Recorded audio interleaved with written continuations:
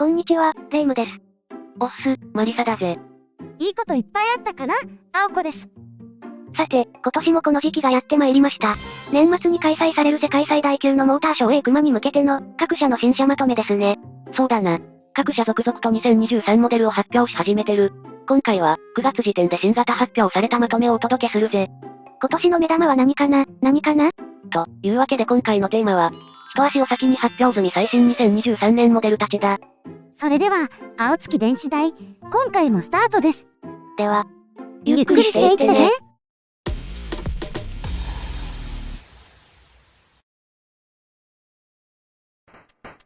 今回の話の流れはこんな感じだ。一足お先に、発表済み2023年モデルまとめ。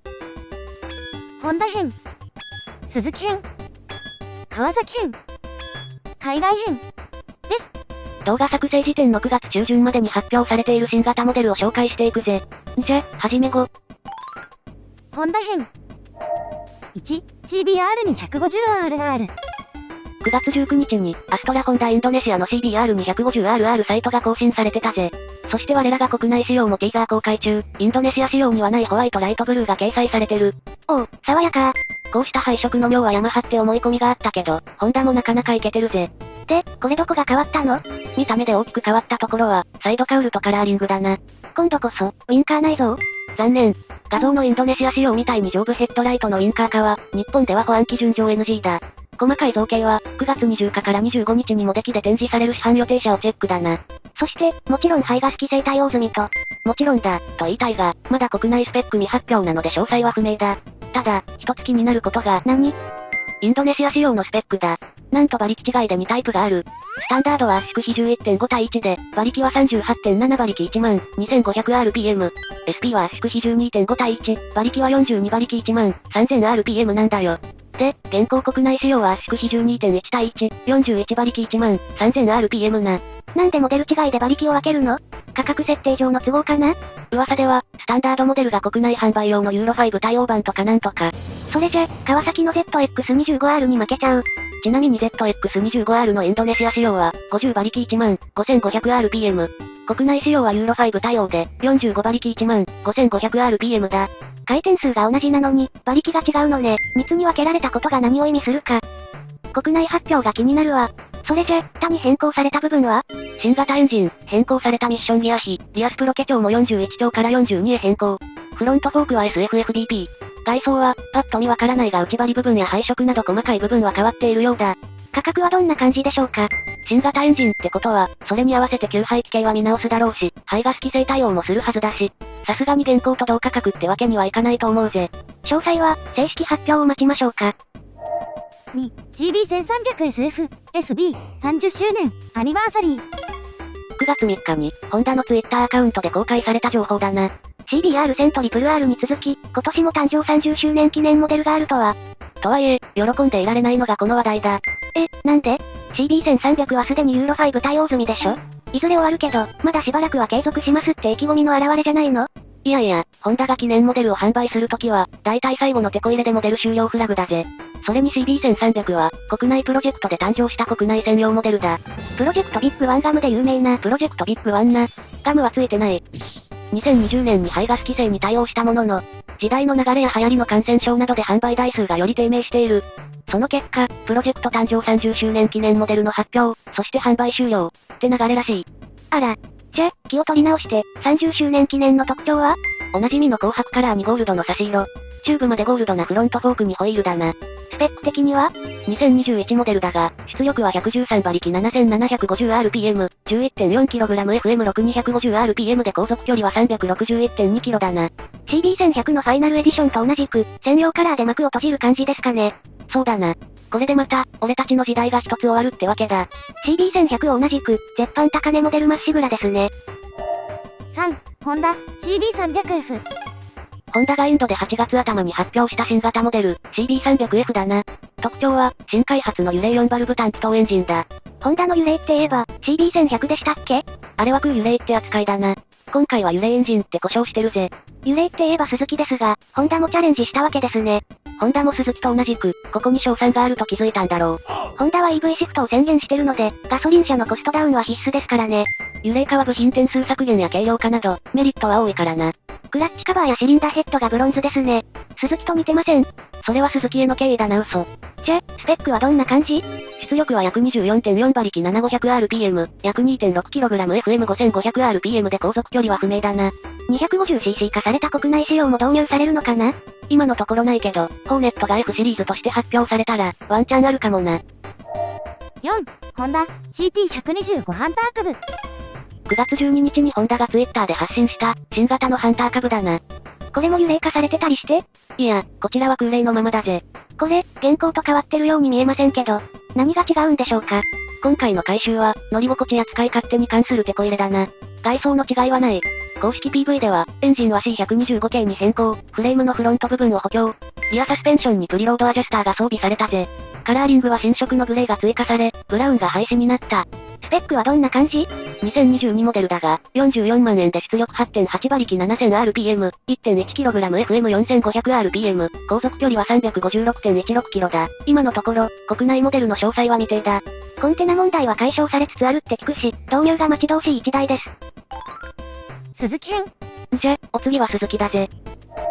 5、V ストローム 1050DE、デザートエクスプレス。9月に V ストローム XT の上位版 DE と、スタンダード版のマイチェーンモデルの発表があったな。鈴木のドル箱、大好評アドベンチャーバイクですね。売れ筋モデルの熟成版。王道パターンですね。どの辺が変わったの？見た目は、タンク部分のカラー変更程度だ。残念ながら丸ボロ的カラーが廃止だな。スタンダードとでの共通変更部分で一番の変更部分は、5インチカラーメーターだぜ。見た目は S1000GT と同じっぽいですね。あれは 6.5 インチでスマホ連携できる鈴木マイスピン対応だ。今回の新型にはそこまでの機能はないみたいだ。あとはクイックシフターが標準装備になったのと、電子制御システムの機能充実だな。電子制御は何が変わったの？クルーズコントロールの設定速度域やギアポジの設定範囲変更とか。DE の仕様は？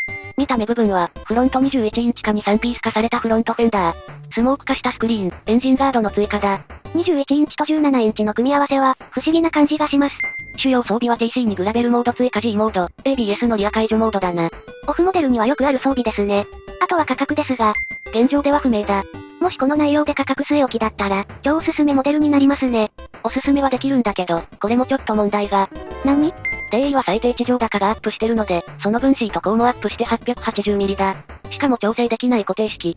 これは悩む。で、スペック詳細も不明だ。V ストといえば、V ストローム650のユーロ5対応モデルも米国で発表されてましたね。こちらは、ユーロ5対応以外の変更はなしです。6、V ストローム SX。少し前だが、今年の4月に発表されたバイクだな。そろそろ国内発表がありそうなので入れてみた。ユレエンジンのお気軽アドベンチャー。鈴木の得意分野を集約したモデルですね。フロント19インチ、リア17インチ、オフロード寄りに設定された足回り。最新技術を取り入れたユレイ単気筒エンジンは、ジクサー並みの燃費 37.7kg で、計算上の航続距離は 500km。何者にも代え難い安心感。角張ったボディラインは1050系と同じ、簡易ナビゲーションも装備してる。それに鈴木だから、価格も超期待できそう。欲しい機能が全部詰まった、万能バイクになりそうだな。で、スペックはどんな感じ？出力は 26.5 馬力 9300rpm、2.2kg、FM7300rpm、航続距離は不明だ。DE と SX、揃って国内導入決定だね。決定してないし。川崎編。今回は、カラーリング変更だけのモデルは除外してるぜ。7、KLX230SM。川崎が9月に発表した、国内メーカー唯一、スーパーモタードの新モデルだ。モタード好きにはたまらないやつ。17インチオンロードタイヤ、37mm 倒立フロントフォーク、フロントディスク系は大型化 300mm。ヘッドライトは LED 化で小型化されている。待ってた人にはジャストミートです。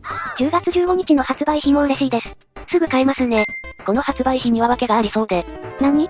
発表された KLX230SM の形式は 2BKLX230A なんだよ。あ、排ガス規制対応してない。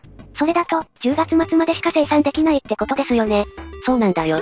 需要を考えて作りためされるとは思うけど、興味があるなら早々に予約した方がいいな。スペックはどんな感じ？出力は19馬力 7600rpm 1.9kg FM6100rpm、航続距離は 247.16km だ。最近発売がなかったモタードなので、きっと潜在需要爆発だぜ。価格は、57.2万円な。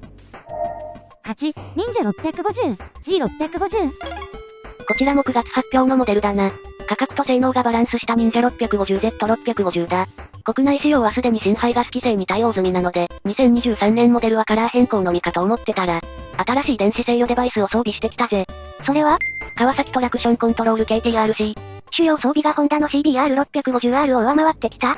現行モデルは100万円切り、重量も200キロ以下、航続距離も400キロ程度で、過不足ない性能が売りだ。メーターは TFT メーター、スマホ接続も可能で、車両状態や車両設定を変更できるぜ。長距離ツーリング用にぜひ欲しい1台だ。スペックはどんな感じかな？ 2023 モデル忍者 650EU 仕様の出力は68馬力 8000rpm、6.4kg-FM6700rpm、車両重量は 193kg だ。あとクルコンがついてくれたら言うことなしなんですけどね。海外メーカー編。SP やら新型やら、色々ありますぜ。9、ロイヤルエンフィールド、ハンター350。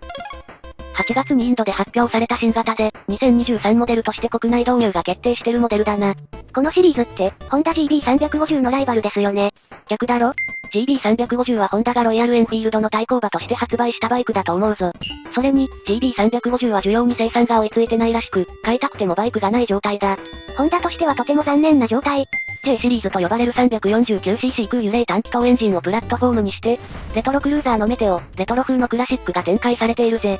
今回登場したハンターは、モダンな現代風スポーツネイキッドで、モデルはキャストホイールのメトロ、スポークホイールのレトロの2タイプだ。リアブレーキがドラムですけど、大丈夫なんですか？もちろん大丈夫だ。ま、コストとの兼ね合いだな。スペックはどんな感じですか？レトロの出力は約 20.2 馬力 6100rpm、約 2.7kg-FM4000rpm、航続距離は不明だ。こうしたデザインのバイクは、万国共通で人気ですね。国内に、もう少し多くの販売店があれば嬉しいんだけどな。10、ドカティ、モンスター SP。2021年にフルモデルチェンジしたばかりのモンスター。そのスペシャルモデルが9月に発表されたぜ。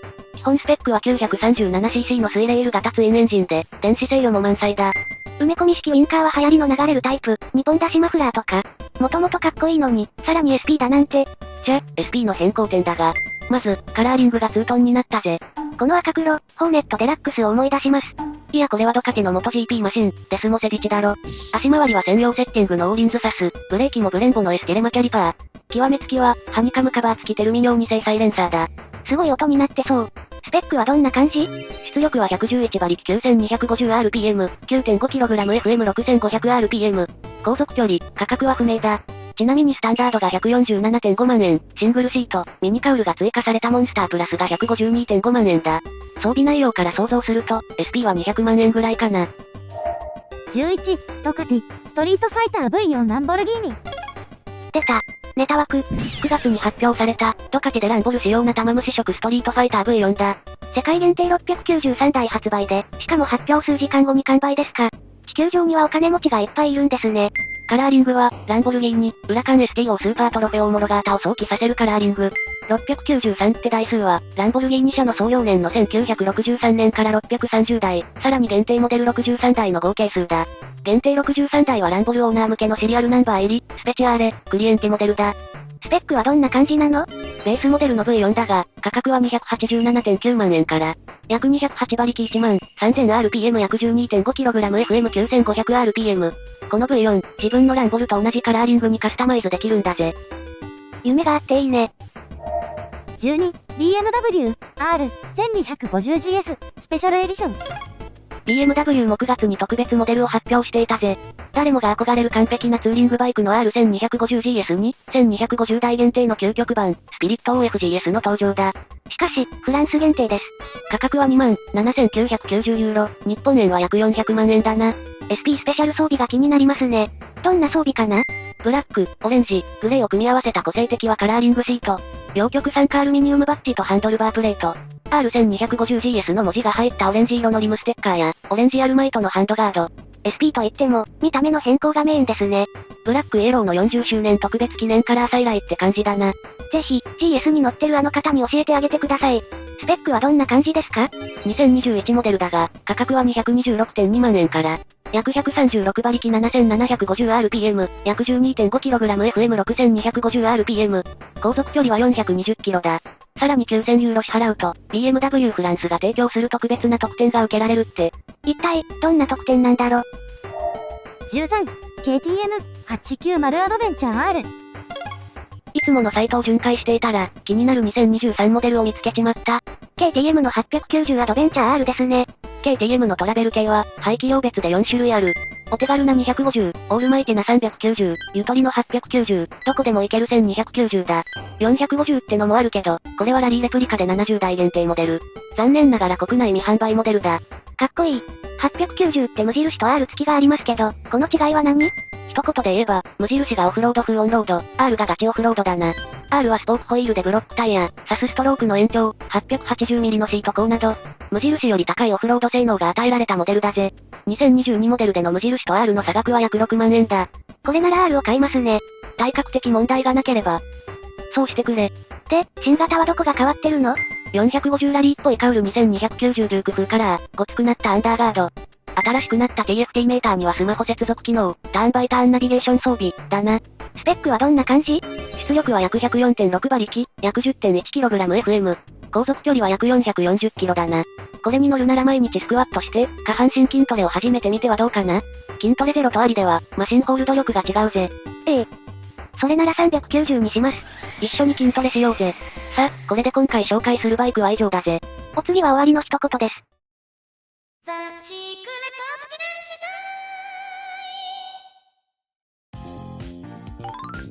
終わりに。さあ、今回は、出た 2023&SP モデルをテーマにお届けしました。新型ニュース第一弾はこれで終わりだ。第一弾ってことは次があるの？次は、あれやこれや、噂の新型モデルの予定だ。ネットを巡回して集めた噂のモデル情報をお届けしますね。それでは、次回の動画まで。1、2、バッバハイ。